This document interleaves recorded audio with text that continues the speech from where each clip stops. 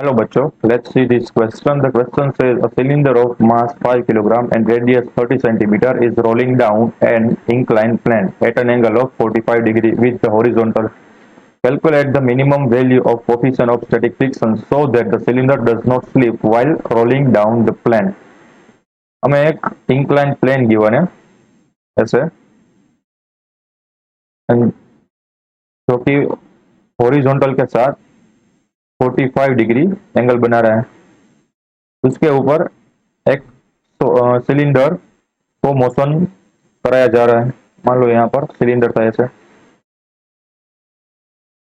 अब by default हम इस सिलेंडर को सॉलिड सिलेंडर लेंगे क्योंकि क्वेश्चन में कोई मेंशन नहीं है कि कौन सा वाला सिलेंडर लेना, होलो या सॉलिड। तो बाय डिफॉल्ट हम सॉलिड सिलेंडर लेते हैं।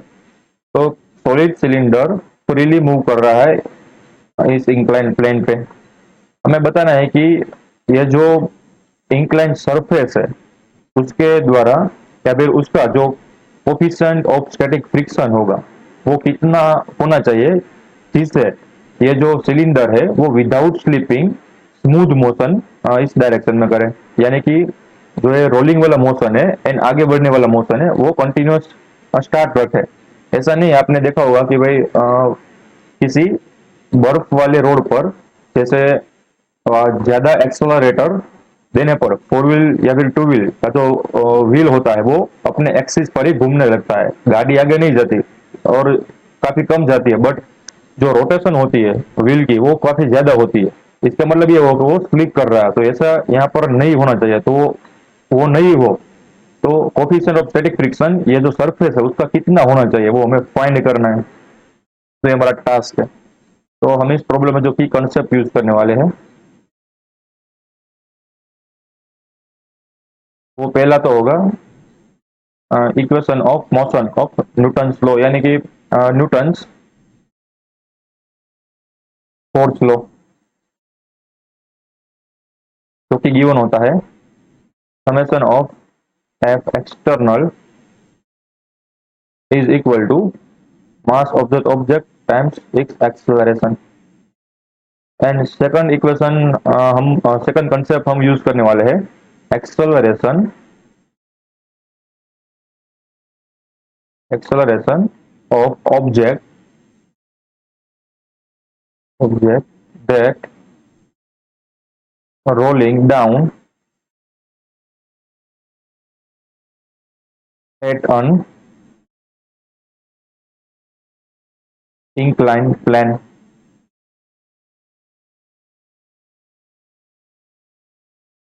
जो कि होता है a is equal to three sine theta divided by 1 + a square by R square. तो ये हमारे की कंसेप्ट हो गए। आई होप आपने ये पढ़ रखा होगा क्योंकि ये बहुत काम का इक्वेशन है। ठीक है, सेकंड वाला लिखा है, फर्स्ट वाला तो काम का है ही, वो तो आपको याद ही होगा, पर सेकंड वाला भी काम का है कि किसी भी ऑब्जेक्ट को अगर कोई इंक्लाइन प्लेन से मोशन करवाया जाए तो उसमें जो एक्सेलरेशन प्रोड्यूस होगा वो हम ऐसे गिवन इस इक्वेशन से हम गिवन कर सकते हैं। ठीक है, उसको फाइंड कर सकते हैं। तो ये वाला इक्वेशन हम यूज करने वाले हैं। तो अब देखो ये फ्री बॉडी डायग्राम हमने बनाया है। ठीक है, तो उसमें अब फोर्स कितने लग रहे हैं उसको हम डिनोट करते हैं। तो नेक्स्ट स्लाइड में हम चलते हैं, थोड़ा सा फोर्स को डिनोट करते हैं। तो ये वाला हमारा जो था वो इंक्लाइन सरफेस था एंड यहाँ पर था वो था सिलेंडर। सिलेंडर के ऊपर नीचे की ओर एक तो लग रहा होगा एम जी। देखो यहाँ पर मैं उसका ओरिजेंटल एक्सिस दिखा देता हूँ। ठीक है, ये वाला।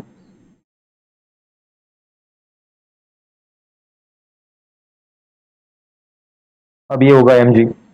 इसके ऊपर जो नॉर्मल फोर्स लगेगा वो कौन सी डायरेक्शन में होगा? तो नॉर्मल फोर्स लगेगा सरफेस के परपेंडिकुलर डायरेक्शन में, इस डायरेक्शन में नॉर्मल फोर्स। एंड और कौन से फोर्स लग रहे हैं देखो, यहाँ पर हमें coefficient of static friction find करना है। इसका मतलब जो है सरफेस है, ठीक है, सरफेस को ब्लैक पेन से दिखाता हूँ जैसे कि डिस्टिंग्विशेबल हो। तो ये जो ब्लैक वाली सरफेस है वो सिलेंडर पर इस डायरेक्शन में फ्रिक्शन फोर्स अप्लाई करेगा।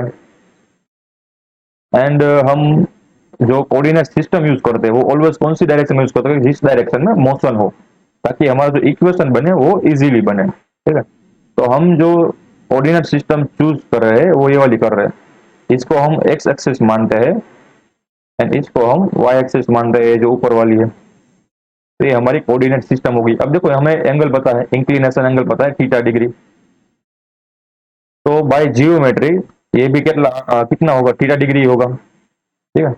ये अब आपको आ जाना चाहिए कि कितने कैसे हमने ये थीटा डिग्री एंगल यहाँ पर बनाया। मान लो कि शॉर्ट से बता लेते हैं कैसा थीटा डिग्री एंगल बनता है। ये देखो ये जेड हो गया ना, ये वाला मैं आपको नोट करता हूँ ग्रीन वाले से, यहाँ से यहाँ तक का ये वाला जेड एंगल बन गया, ठीक है।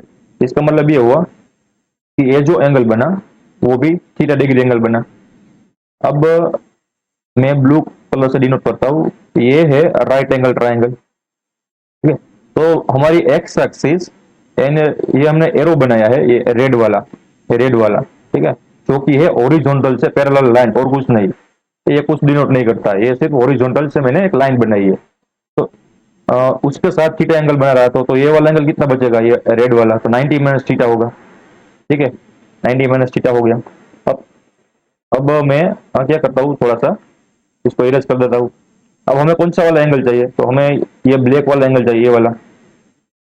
तो अगेन क्या करो, अगेन मैं यहाँ पर डिनोट करता हूँ, ये जो एक्स एक्सिस है एंड वाई एक्सिस है उसके बीच का तो राइट एंगल ही होगा, ठीक है। उसके बीच का एंगल कितना होगा, 90 डिग्री। तो अगेन क्या करो कि ये जो रेड वाला एंगल है उसको 90 में से बात कर दो, यानी कि सब्ट्रैक्ट कर दो, तो हमारे पास जो 90 माइनस थीटा आएगा, तो ऐसे हमारा एंगल मिल गया, ठीक है। तो हमारा एंगल आया ये वाला थीटा डिग्री, ठीक है। अब क्या होगा, mg का कंपोनेंट निकाल दो, तो ये जो नीचे वाला होगा कंपोनेंट वो होगा mg cos थीटा, एंड इस डायरेक्शन में जो mg का कंपोनेंट होगा वो होगा mg sin थीटा। अब mg sin थीटा की वजह से ये जो सिलेंडर है वो उसके पास फाइनल मोशन आएगा, उसके पास नेट रिजल्टेंट फोर्स आएगा। अब क्या करूँ, क्योंकि न्यूटन फोर्स लॉ अप्लाई कर दो दोनों केस में, एक्स एक्सिस में भी एंड वाई एक्सिस में भी। तो फॉर एक्स एक्सिस यहाँ पर साइड में लिख देता हूँ, for x component of force, तो हमारे पास इक्वेशन क्या था, समेशन ऑफ एफ एक्सटर्नल यानी कि मैं यहाँ पर बोल देता हूँ F X component of external force is equal to mass time object acceleration. अब ये वाली प्लस की डायरेक्शन है तो उसके ऑपोजिट माइनस होगी, ये वाली भी प्लस की डायरेक्शन है तो उसके ऑपोजिट भी माइनस होगी। अब क्योंकि हमने जो इक्वेशन पुट किया है वो वेक्टर फॉर्म में देख लो, तो यहाँ पर टोटल कितने फोर्स लग रहे हैं, देखो लेफ्ट हैंड साइड में यहाँ पर सोल्व करने की ट्राई करते हैं। तो नीचे की ओर लग रहा है एक्स की नीचे की ओर minus mg sin theta, direction के साथ ही चले गए, minus mg sin theta plus x direction में कौन सा फोर्स है, एफ है, frictional force is equal to उसकी रिजल्टेंट मोशन है सिलेंडर की, वो कौन सी डायरेक्शन में होगी, तो इस डायरेक्शन में, ठीक है ना। जिसका एक्सेलरेशन आएगा माइनस की डायरेक्शन में, तो यहाँ पर मैं लिखता हूँ माइनस मास टाइम एफ, क्योंकि सिलेंडर जो फाइनल मोशन कर रहा है वो तो इंक्लाइन प्लेन के नीचे ही आ रहा है, यानी कि माइनस एक्स डायरेक्शन में। तो ये हमारा इक्वेशन बन गया। थोड़ा सा और माइनस को मैं सिंप्लीफाई करता हूँ, तो हमारे पास जो आएगा एम जी sine theta minus F, minus को कॉमन ले लिया और कुछ नहीं, एम ए, तो ये हमारा पहला इक्वेशन बन गया। अब सेकंड इक्वेशन क्या होगा, for Y component of the force, for Y component of the force, तो y कंपोनेंट में कोई भी मोशन नहीं है, तो इसका मतलब ये जो राइट वाला पार्ट है वो जीरो आएगा, ठीक है। मैं यहाँ पर लिख देता हूँ फिर भी, summation of F Y is equal to mass time its acceleration in y direction, ये भी याद रखना। तो राइट हैंड साइड क्या आएगा, जीरो, क्योंकि y डायरेक्शन में कोई भी एक्सेलरेशन है नहीं, net resultant force y direction में जीरो है। इसका मतलब ये हुआ कि n is equal to M G cos theta, right. ये जो हमारे पास यहाँ पर आएगा n minus M G cos theta is equal to zero बनेगा, तो इससे हम लिख सकते हैं n is equal to M G cos theta, M G cos theta. ये हमारा सेकंड इक्वेशन आ गया। अब हमें क्या फाइंड करना है, हमें फाइंड करना है फ्रिक्शनल फोर्स, एंड देन हम coefficient of frictional force find करेंगे। तो हमारे पास दो इक्वेशन आ गया। अब हम क्या करेंगे कि ये जो ए है उसको एलिमिनेट करना पड़ेगा इक्वेशन वन में से। तो ए को कैसे फाइंड करें, तो हमारे पास इक्वेशन है ना, नाउ फॉर फाइंडिंग ए, तो हमारे पास कौन सा वाला इक्वेशन था, एक्सेलरेशन एट इंक्लाइन प्लेन। ठीक है, कोई भी हमें ऑब्जेक्ट गिवन हो तो उसका जो इंक्लाइन पे भी एक्सेलरेशन होगा वो क्या कैसे हमें फाइंड किया था, तो वो हमें पता है, जी साइन थीटा, उसकी थियरी आपने पढ़ी होगी। जी साइन थीटा ये वाला इक्वेशन, सेकंड वाला concept, upon one plus K square by R square, one plus K square by R square. यहाँ पर के क्या है, वो जायरोस्कोप की रेडियस, ठीक है, जायरोस्कोपिक रेडियस, या फिर रेडियस ऑफ जायरेशन और कुछ नहीं। ठीक है, तो हमें पता है कि जो मोमेंट ऑफ इनर्शिया होती है वो कैसे गिवन होती है, एम के स्क्वायर से भी डिनोट करते हैं। तो यहाँ पर के है वो है रेडियस ऑफ जायरेशन। अब हमारे पास जो सिलेंडर है वो सॉलिड सिलेंडर है, तो उसकी जो मोमेंट ऑफ इनर्शिया होगी, बट हमें यहाँ पर लिख देता हूँ, but I is equal to, solid cylinder के लिए जो मोमेंट ऑफ इनर्शिया होती है वो क्या होती है, M R square by two. तो हमें के की वैल्यू चाहिए क्योंकि हमें इस इक्वेशन में के की वैल्यू डालनी है। तो यहाँ पर इन दोनों इक्वेशन को कंपेयर करेंगे, तो यहाँ से के की वैल्यू क्या मिलेगी, देखो कंपेयर करने पर, यहाँ पर पहले कंपेयर कर देता हूँ, M K square is equal to M R square by two, M से एम कैंसिल हो गया, तो हमारे पास जो के की वैल्यू मिली वो मिली R by under root two. ठीक है, यहाँ पर माइनस मैग्नीट्यूड नहीं हो सकता, इसलिए हमने यहाँ पर माइनस को एक्सक्लूड कर दिया, क्योंकि यहाँ पर प्लस और माइनस आएगा ना, तो प्लस ही हमने प्लस वाली लेना, क्योंकि प्लस रेडियस होती है, माइनस तो रेडियस होती नहीं। ठीक है, तो ये हमारी रेडियस ऑफ जायरेशन आ गई। अब इसको ये जो एक्सेलरेशन का फॉर्मूला है उसमें पुट करेंगे, तो हमारे पास जो ए आएगा वो क्या आएगा, देखो a is equal to ji sine theta divided by one plus, अब के की वैल्यू क्या है, देखो आर बाई रूट टू, तो के स्क्वायर की वैल्यू क्या होगी, R square by two, and denominator में था भी आर स्क्वायर। ठीक है, डिनोमिनेटर में भी आर स्क्वायर था, तो आर स्क्वायर कैंसिल हो गया ये वाला। तो हमारे पास जो फाइनल रिजल्ट निकला यहाँ से वो निकला जी साइन थीटा।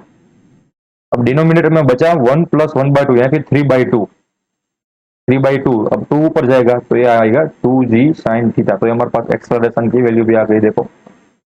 अब इस एक्सेलरेशन को वन फर्स्ट वाले इक्वेशन में रखेंगे, तो put the value of A in equation one. तो हमारे पास जो इक्वेशन वन था वो क्या था, देख लो, m ji sine theta minus f is equal to m n. ठीक है, m ji sine theta minus f is equal to m a. यहाँ से हमें जो सिलेंडर थी उसका एक्सेलरेशन मिल गया, तो उसकी वैल्यू पुट करेंगे, ए इज इक्वल टू क्या था, two ji sine theta by three, two ji sine theta upon three. यहाँ से मिल गया हमें एफ, एंड यहाँ पर था एम जी साइन थीटा। अब हम क्या करेंगे कि जो एफ है उसको अकेला बना देंगे, तो यहाँ पर आएगा M ji sine theta minus two by three M G sine theta is equal to F. अब हमें पता है कि F is equal to, F को कैसे रिप्रेजेंट किया जाता है, म्यू एस टाइम एन। ठीक है, तो ये आ गया हमारा फ्रिक्शन फोर्स का फॉर्मूला, वो तो हमें पता ही होगा। तो यहाँ पर होगा एम जी साइन थीटा। अब एम जी साइन थीटा दोनों में से मैं कॉमन निकाल देता हूँ, तो हमारे पास क्या बचेगा, ये क्या होगा, देखो one minus two by three होगा ना, और कुछ नहीं है। ये जो हमारा एम जी है sine theta, and minus two M G two by three M G sine theta है, उसका जो सॉल्यूशन लाओगे, ठीक है, वो मिलेगा हमें one by three M G sine theta. Basic algebraic algebra ही है, ठीक है, प्लस माइनस और कुछ नहीं, one by three M G sine theta. And right hand side हमें क्या मिला, mu n, sorry mu s times n. अब एन की वैल्यू हमें वापस से इक्वेशन टू से लेनी पड़ेगी यहाँ पर, तो मैं यहाँ पर वापस से लिखता हूँ, put the value of N in above equation.